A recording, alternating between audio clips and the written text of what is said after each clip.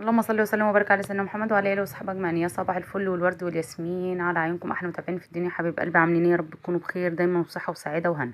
ربنا يسعد قلوبكم دايما يا رب ويريح بالكم. النهارده حلقه جديده هنعمل غدا اول يوم العيد، بس بطريقه سهله ومميزه جدا.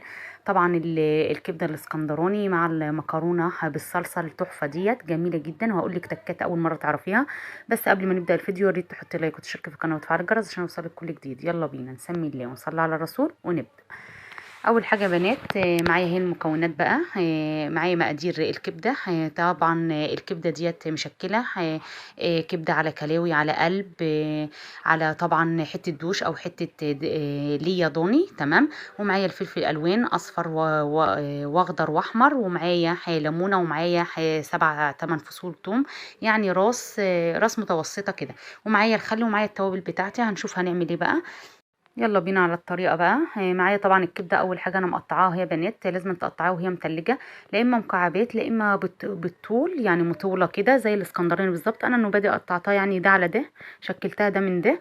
تمام. وطبعا حته الدهنه برضو قطعتها زي الكبده بالظبط، سواء بالطول او مكعبات. تمام.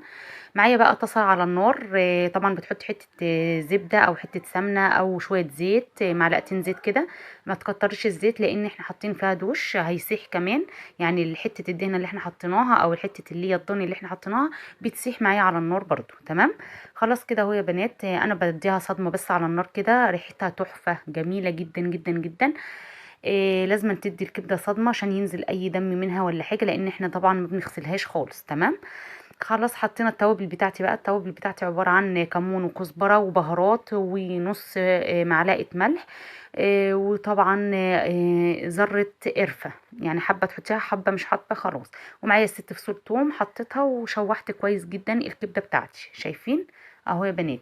خلاص كده اول بقى ما تاخد اللون معايا والطعم، يعني الفص الثوم ياخد اللون معايا ويتغير لونه وريحته تطلع، خلاص بتحطي الفلفل الالوان بتاعك. الفلفل طبعا حابه تحطي فلفل اخضر بس حطي اللي انت عايزاه حطيه. انا معايا فلفل الوان حطيته كله اهوت لان احنا مش هنزود اي حاجه فيه تاني. وحطيت معلقه خل صغيره وحطيت نص ليمونه. تمام.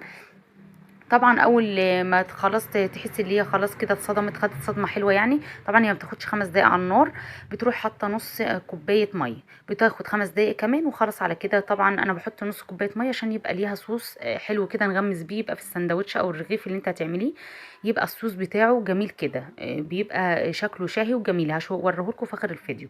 خلاص كده يا بنات اهوت. انا طبعا كنت حاطه شويه ميه يغلوا عشان اعمل المكرونه طبعا بالصلصه الجميله. حطيت المكرونه وحطيت شويه ملح وشويه فلفل اسمر، بس ما حطيتش ازيد من كده. خلاص اول ما استوت معايا هي بقى، ركنتها على جنب وببدا اعمل الصلصه بتاعتها. معايا هنا بقى فصين توم وبصله صغيره، اديتها لون بسيط كده، لون مصفر، شوحتها بشويه زيت. وخلاص على كده نزلت الطماطم بتاعتي.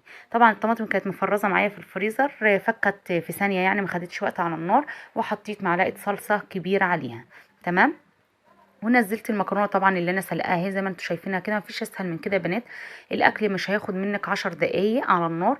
اهو الكبده بتاعتي استوت خلاص، الميه نشفت منها وبقت زي الفل، وادي المكرونه بتاعتي رخره.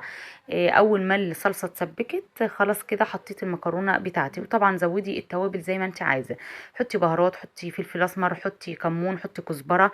دول بيبقوا حلوين قوي في الاكل سواء الكبده او المكرونه. تمام. حطينا بقى التوابل بتاعتي اهو زي ما انتم عارفين، وحطيت طبعا مكعب مرق في قلب الصلصه. تمام كده يا بنات. خلاص كده انا خلصت اهوت، خلصت كل حاجه اهوت، ما فاضلش حاجه بقى. طبعا بتحضري بقى السلطات بتاعتك، خيار، طماطم، سلطه الطحينه والمخلل بتاعك، وبألف هنا على قلوبكم. حابه تحطي جنبها مكرونه او رز او اي حاجه حطي براحتك. حابه تقدميها كده مع عيش وسلطات ماشي زي الفل اهو. بألف هنا على قلوبكم، وتسلم ايديكم وعيونكم مقدما يا رب. ويا رب دايما متجمعين وزايدين وفي زياده دايما بين ايديكم يا رب. وما تنسيش تعملها اول يوم العيد، بتبقى جميله جدا. طبعا الكبده بتبقى اول يوم العيد رهيبه، الكل بيعملها. وان شاء الله وصفات كتيره للعيد الفتره الجايه بقى ان شاء الله هنشوف هنعمل ايه مع بعض.